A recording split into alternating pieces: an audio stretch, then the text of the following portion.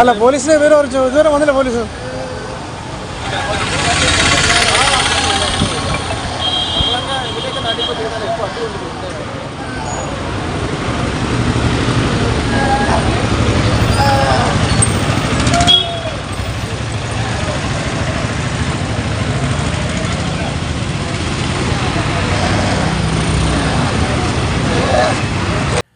പത്തനംതിട്ട നഗരമധ്യത്തിൽ മദ്യപിച്ച അതിഥി തൊഴിലാളിയുടെ പരാക്രമം. റോഡിലിറങ്ങി വാഹനങ്ങളും വഴിയാത്രക്കാരെയും തടഞ്ഞു നിർത്തി.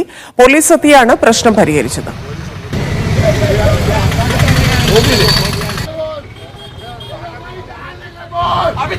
നന്ദുഷ ചേരുന്നു. നന്ദുഷ, ഇതെപ്പോഴാണ് സംഭവം? എന്താണ് ഉണ്ടായത്? വെള്ളിയാഴ്ച ഉച്ചയ്ക്ക് 2 മണിയോടെ ആയിരുന്നു ഈ സംഭവം ഉണ്ടായത്.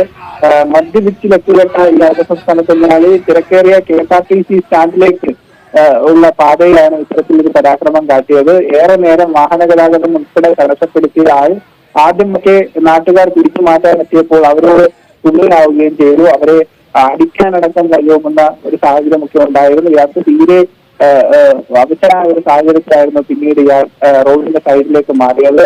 ഏതായാലും പോലീസിനെ അറിയിച്ചിട്ട് ഏറെ വൈകിയാണ് പോലീസ് എത്തിയത് എന്നതിനാൽ ഏറെ നേരം ഈ റോഡിലൂടെയുള്ള ഗതാഗത തടസ്സം നേരിട്ടു.